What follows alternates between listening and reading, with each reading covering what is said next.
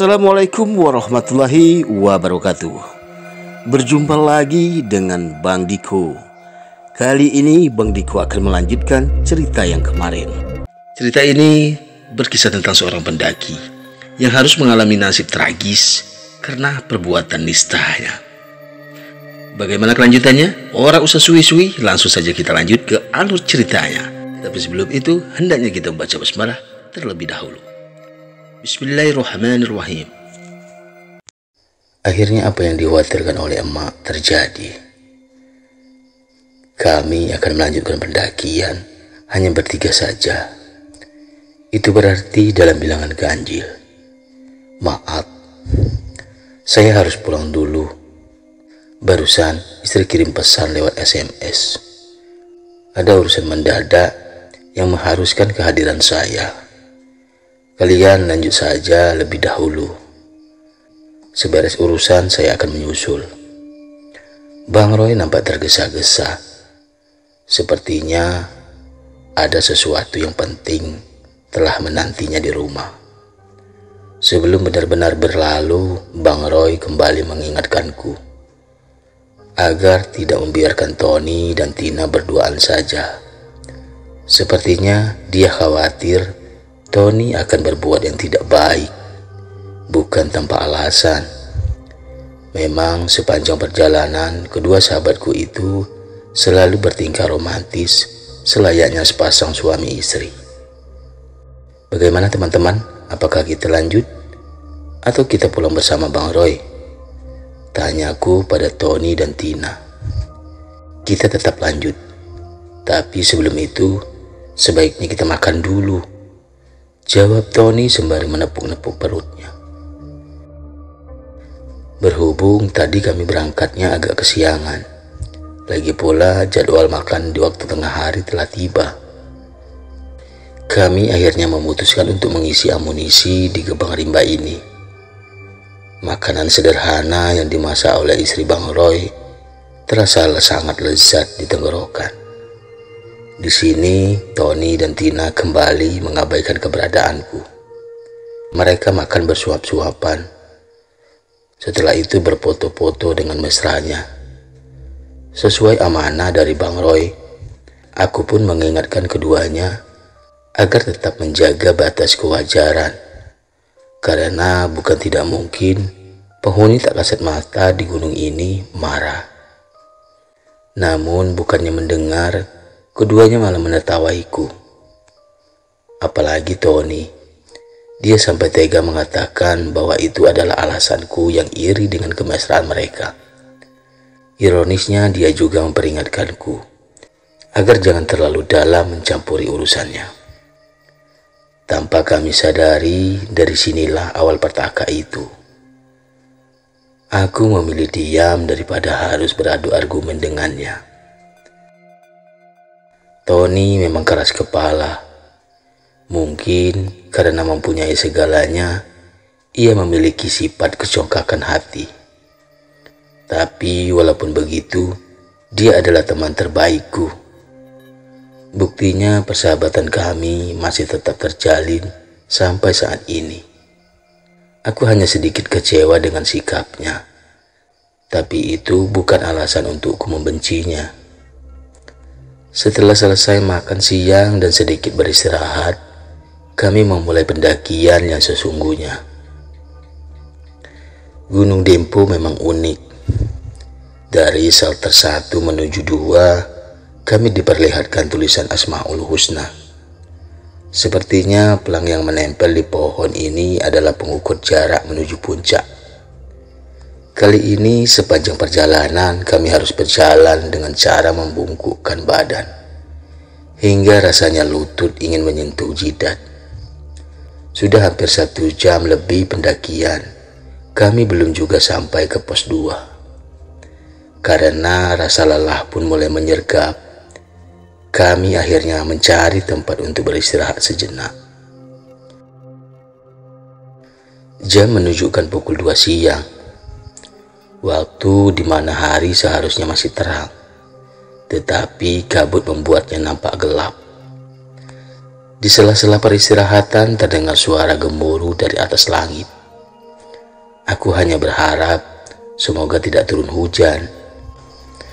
Karena jika mendengar penuturan Bang Roy tadi malam, di depan sana medan semakin sulit. Teman-teman, sebaiknya sudahi peristirahatan ini. Kita harus melanjutkan pendakian agar segera tiba di pos 2. Nampaknya hujan akan turun. Tentu itu akan membuat trek semakin sulit, ujarku. Iya, itu lebih baik sebelum Medan pindah ke Sumatera Selatan, jawab Tony. Candaan Tony membuat kami tertawa terbahak-bahak. Kali ini dia berhasil mencairkan suasana yang tadinya mulai menegang akibat ego masing-masing. Maafkan perkataanku tadi, kawan. Aku tahu kamu pasti tersinggung, ujar Tony sembari menepuk punggungku. Ah, biasa saja. Aku tidak merasa tersinggung, jawabku. Kita berteman dari kecil. Aku cukup mengenali karaktermu, kawan. Maafkan aku, pungkas Tony sembari membentangkan kedua tangannya. Aku pun memeluknya lalu kemudian berkata, aku sudah memaafkan jauh sebelum kamu meminta maaf. Semangat menuju puncak, potong Tina penuh semangat, sembari mengacungkan lengan ke langit dengan telapak yang tergenggam. Kami pun segera melanjutkan pendakian, dimulai dengan Tony berjalan paling depan, sementara Tina di tengah dan aku berada di belakang. Berbeda dengan sebelumnya, kali ini kami melanjutkan perjalanan penuh semangat. Namun tidak lama, pendakian kami terhenti oleh hujan yang mulai turun rintik-rintik. Kami memutuskan berhenti sejenak untuk memakai jas hujan. Sudah tidak bisa dihindari, medan terasa lebih sulit. Jalan basah membuat trek berbatuan ini menjadi sangat licin. Kita harus tetap melanjutkan perjalanan. Semoga kita sampai di pos 2 sebelum hari benar-benar gelap, ujarku kepada Tony dan Tina. Begitulah alam, tidak bisa diprediksi. Sekitar 10 menit pendakian, hujan pun reda. Tapi sekarang kami harus berpacu melawan kabut. Saat itu juga sayup-sayup terdengar suara azan asar, yang kadang terdengar, kadang tidak. Aku mengajak Tony dan Tina berhenti sejenak.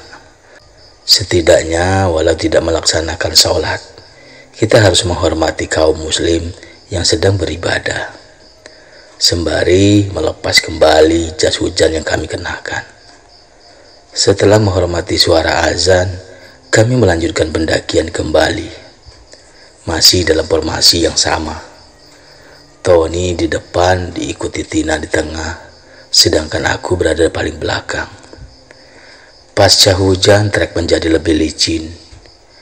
Kami melakukan pendakian dengan sangat hati-hati. Apalagi di sisi kiri terdapat jurang yang lumayan terjal.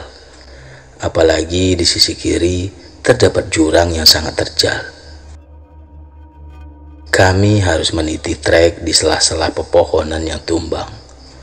Hal itu membuat perjalanan melambat. Apalagi pasca hujan sudah dapat dibayangkan betapa licinnya jalur ini setelah diguyur hujan. Trek yang berat sangat menguras tenaga. Walau demikian, kami tetap melanjutkan pendakian tanpa beristirahat. Meskipun hal itu membuat posisi kami berjarak lumayan jauh. Sekitar 1 jam perjalanan, indera penciuman seolah menangkap aroma yang tidak biasa. Jujur, di sini bulu kudukku meremang. Merinding sudah tidak bisa dihindari. Sebenarnya aku ingin mempertanyakan perihal penciumanku kepada Tony dan Tina. Tapi aku takut hal itu malah membuat suasana menjadi tegang. Namun ternyata Tina juga merasakan hal yang sama. Kalian mencium aroma wewangian tidak? Tanya Tina. Aku dan Tony menghentikan langkah. Keheningan terjadi. Pandangan kami tidak henti-hentinya mengedar ke semua sudut hutan belantara. Ah, Itu aroma kembang teh, ujar Tony. Entahlah, benar atau tidak apa yang dikatakan Tony. Sebenarnya aku meragukan hal itu. Tapi mungkin ada benarnya apa yang ia katakan. Karena memang kalau urusan teh, pengetahuan Tony lebih unggul dibandingkan aku dan Tina. Soalnya hampir setiap liburan sekolah, dia berkunjung ke pagar alam. Nah, itu pohon tehnya, sambung Tony sambil menunjuk ke arah pohon yang lumayan besar di ujung jalan, di depan sana. Lah, aku pikir itu pohon biasa, ujar Tina. Sebenarnya pikiranku sama seperti Tina, karena yang aku tahu tentang pohon teh hanya setinggi pinggang. Iya, itu pohon teh. Sebenarnya beberapa tahun lalu aku pernah mendaki ke gunung ini, tapi tidak sampai puncak. Soalnya waktu itu pas sampai ke pos 2, aku mendadak sakit. Waktu itu pula Bang Roy menjelaskan bahwa pohon teh ini dulunya ditanam oleh Belanda, dan ini adalah batas terakhir kebunnya. Jadi wajar saja jika ukurannya lumayan besar, jelas Tony. Oh, ucap Tina.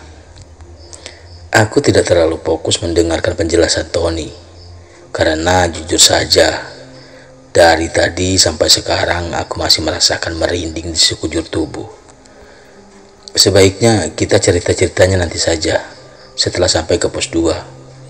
Aku memotong pembicaraan Tony dan Tina.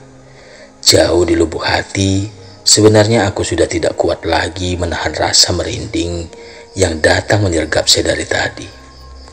Lagi pula hari mulai gelap, takut nanti kita kemalaman, sambungku dengan alasan. Tanpa protes, keduanya menyetujui usulanku. Berhubung hujan sudah reda, kami melepaskan kembali jas hujan yang dikenakan. Kemudian melanjutkan pendakian. Masih dengan formasi yang sama. Aku paling belakang, Tina di tengah, sementara Tony berada di depan, selayaknya navigator. Sepanjang perjalanan, aku masih saja merasakan merinding di bagian tengkuk. Bahkan telinga terasa memanjang. Medan semakin menanjak, kaki mulai terasa berat untuk melangkah. Mungkin karena ini adalah pendakian pertama, aku merasa sangat kelelahan. Tapi malu rasanya bila aku harus menyerah. Masa iya kalah sama Tina? Ya Tuhan, kemana Tina dan Tony? Batinku. Di sepanjang perjalanan kami dibuat berjalan menunduk. Hal itu pula membuat aku tidak sadar jika Tony dan Tina sudah tidak ada lagi di depanku. Di depan sana hanya terlihat seperti jalanan buntu. Aku berhenti, lalu menoleh ke belakang. Benar, ini adalah trek yang kami lalui. Terlihat jalan setapak dengan tanah padat bekas pijakan. Tapi kemana Tina dan Tony? Tony! Tina, panggilku, tapi tidak ada jawaban dari keduanya. Astagfirullah, aku terkejut tak kala mendengar suara gelak tawa. Setiap kali aku memanggil Tony ataupun Tina, gelak tawa itu selalu muncul. Hari yang mulai gelap membuat pandangan semakin terbatas. Aku harus segera melanjutkan perjalanan untuk menyusul Tony dan Tina. Tara, takut ya? Ujar Tina yang tiba-tiba keluar dari balik pohon mengagetkanku. Ternyata jalanan di depan sana berbelok tajam ke arah kanan. Memang dari bawah kelihatan seperti jalan buntu. Teman gak ada akhlak, gak lucu. Aku kesal mereka bercandanya keterlaluan. Tenang kawan, kita hampir sampai ke pos 2, ucap Tony. Walau hati masih kesal, tapi setidaknya aku mulai lega mendengar penuturan Tony yang mengatakan bahwa sedikit lagi kami sampai di pos 2. Sekitar 15 menit pendakian, terdengar Tony berteriak kegirangan. "Mata air, pos 2," yang artinya mata air. Ternyata kami telah sampai di shelter 2. Berhubung hari sudah gelap, apalagi trek dari pos 2 ini menuju Sabana lebih berat daripada sebelumnya. Kami akhirnya memutuskan untuk bermalam di sini. Karena keadaan pos yang hanya beratap terpal dengan bentuk seperti rumah panggung tanpa dinding dan tidak cukup menampung 3 orang, akhirnya kami memilih untuk membangun tenda. Dengan sigap Tina mengeluarkan peralatan untuk memasak, lalu kemudian ia memasak Indomie untuk menghangatkan perut. Mungkin karena telah kecapean, setelah menyantap mie instan, kami pun segera beristirahat. Aku dan Tony tidur dalam satu tenda, sedangkan Tina seorang diri. Agar memudahkannya jika memerlukan sesuatu, kami membuat tenda berdempetan. Malam pun berlalu dengan damai, walau sesekali aku merasakan ada sesuatu di luar tenda. Tapi melihat Tony sudah tertidur pulas, aku pun akhirnya terlelap juga. Singkat cerita, keesokan harinya, setelah sarapan dan membereskan semua peralatan, kami melanjutkan kembali pendakian tepat pukul 8 pagi. Di pos 2 ini sinyal masih ada, walau terkadang hilang timbul. Aku pun menyempatkan mengirim pesan pada Bang Roy. Lama menunggu tidak ada jawaban, kami segera mendaki. Mungkin tengah hari kami akan sudah tiba di Sabana. Karena setelah pos 2 tidak ada lagi pos. Yang ada kami akan tiba di dataran luas di puncak Gunung Dempo. Tapi itu bukan puncak tertinggi. Kami harus mendaki lagi sekitar 40 menit untuk tiba di puncak Merapi Dempo. Di luar dugaan, dari pos 2 menuju Sabana, medannya semakin berat. Kami harus mendaki melalui jalur akar pepohonan yang hampir tidak memiliki tanah. Ditambah lagi, sehabis hujan membuat trek ini sangat sulit dilalui. Kami harus berhati-hati jika tidak ingin terpeleset jatuh ke dalam jurang. Beberapa kali Tina hampir terpeleset. Beruntung aku dan Tony selalu sigap. Trek ini benar-benar membuat kami kelelahan. Hingga saat kami mampu melaluinya dan tiba di tempat dataran lapang yang sangat luas, rasa lelah yang hebat membuat kami seperti kehabisan tenaga. Mungkin dataran luas inilah yang disebut Bang Roy dan Tony adalah Sabana. Untuk tiba di lokasi ini kami hampir memakan waktu 5 jam. Jalanan akar pepohonan yang sangat licin membuat kami kelelahan. Hal itu membuat kami sering beristirahat. Tanpa terasa pendakian menjadi sangat lambat. Waktu yang diperkirakan setengah hari sudah sampai puncak ternyata meleset jauh. Apalagi musik keroncong di perut mulai bernyanyi lagu keroncongan. Tenaga yang terkuras, rasanya kami sudah tidak sanggup lagi jika hari ini harus menggapai puncak Merapi. Aku rasa besok saja kita melanjutkan lagi pendakian menuju puncak Merapi. Hari ini stamina benar-benar terkuras habis. Walaupun perjalanan menuju puncak Merapi sekitar 40 menit lagi. Rasanya aku sudah tidak sanggup lagi melanjutkan pendakian, ujar Tony kepadaku. Iya nih, aku juga. Lagian perizinan kita kan 2 hari. Aku rasa di pagi hari ketiga kita sudah tiba di base camp brigade, sambung Tina. Ya sudah, kalau semua sudah sepakat, besok pagi-pagi sekali kita menuju puncak Merapi. Lalu kemudian kita turun. Mudah-mudahan siangnya kita sudah tiba di base camp brigade untuk laporan. Tapi jujur, hawanya mulai dingin. Kayaknya ngopi mantap nih, jawabku sembari main mata pada Tony.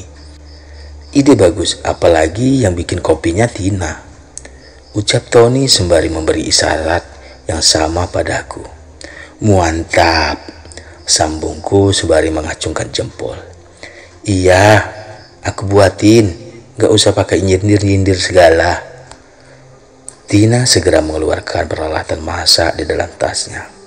Ia kemudian segera memasaki air untuk membuat kopi. Setelah itu barulah memasak untuk makan siang. Aku dan Tony membuatkan tenda. Bercermin dari kejadian di pos 2, kami membuat tenda tapi tidak membuat parit. Alhasil air hujan pun masuk ke dalam tenda. Setelah selesai tenda, kami pun membuat parit. Pucuk dicinta ulang pun tiba. Setelah selesai memasang tenda, kopi hitam buatan Tina sudah tersaji di atas batu yang tadi kami susun menyerupai meja. Suasana puncak yang dingin membuat kopi ini semakin nikmat. Apalagi Tony, dia sampai mengeluarkan suara tak kalah menyeruput kopinya. Seperti biasa, rasanya kurang afdol jika meminum kopi hangat tanpa ditemani sebatang rokok. Kepulan asap yang dihisap dengan dalam lalu dikeluarkan secara perlahan, merasa mengikis semua lelah yang ada. Jam menunjukkan pukul 2 siang. Sebenarnya kami masih punya banyak waktu bila ingin mendaki ke puncak Merapi Dempo. Tapi sore ini kami sengaja berleha-leha untuk memanjakan tubuh yang lelah. Aroma masakan Tina mulai menggeliti indera penciuman. Rasanya sudah tidak sabar menunggu panggilan makan darinya. Makanan sudah siap. Tio, kamu makan duluan saja. Aku mau buang air kecil dulu. Ton, temani aku dong, ujar Tina. Nanti saja kita makannya barengan aja, jawabku. Duluan aja, aku tidak mau pipis di sekitar sini, ucap Tina lagi sembari menarik tangan Tony. Ya sudah kalau begitu, aku duluan. Aku kemudian menghampiri hidangan yang telah tersedia di atas meja batu. Sementara Tony menemani Tina ke suatu tempat, walau terbilang jauh, tapi mereka masih terlihat olehku. Namun setelah 40 menit aku selesai makan, mereka belum juga kembali. Lama menunggu, aku mulai khawatir. Takut sesuatu terjadi pada mereka. Mereka ngapain aja? Buang air kecil sampai-sampai lama begini. Aku menggerutu kesal. Benar kata orang, menunggu memang sesuatu yang membosankan. Aku mulai bangkit dari singgasana, kemudian menghampiri mereka di tempat yang aku lihat tadi. Tidak ingin dibilang mengintip, aku mencoba memanggil dari kejauhan. Tina, kalian sudah belum? Aku tidak habis pikir jika memang hanya buang air kecil saja, tidak mungkin memakan waktu hampir 40 menit. Namun tidak ada jawaban dari Tina ataupun Tony. Aku mulai cemas, lalu berinisiatif untuk menjumpai keduanya di balik semak yang aku lihat tadi. Tapi mereka tidak ada di sana. Loh, kok tidak ada? Aku menggerutu. Sabana ini sangat luas. Di mana aku harus mencari mereka? Tentu tidak mungkin bila aku mencarinya di pelataran seluas ini. Lalu aku menghampiri batu yang lumayan tinggi. Aku berdiri tegak di atasnya, berharap dengan cara ini bisa mudah mengetahui keberadaan mereka. Dari atas ketinggian, mataku seolah melihat sebuah pergerakan di dekat pohon di ujung sana. Aku sangat yakin bahwa mereka berada di baliknya. Tidak ingin memergoki, aku memanggil nama Tina, sesekali memanggil nama Tony. Dengan langkah cepat karena kesal ingin marah, aku menghampiri semak bergoyang itu. Namun betapa terkejutnya tak kalah melihat Tony sedang berada di atas tubuh Tina, tanpa sehelai benang yang melekat di tubuh mereka berdua. Tony, apa yang kamu lakukan? Keduanya hanya tercengang. Aku marah. Sempat-sempatnya mereka melakukan perbuatan tidak senonoh di tempat seperti ini. Tio, Tolong kami. Hanya itu kalimat yang terucap dari bibir Tony. Sampai jumpa lagi di episode berikutnya. Wassalam ala mursalin walhamdulillahirabbil alamin. Saya Sultan Diko pamit undur diri. Bye bye.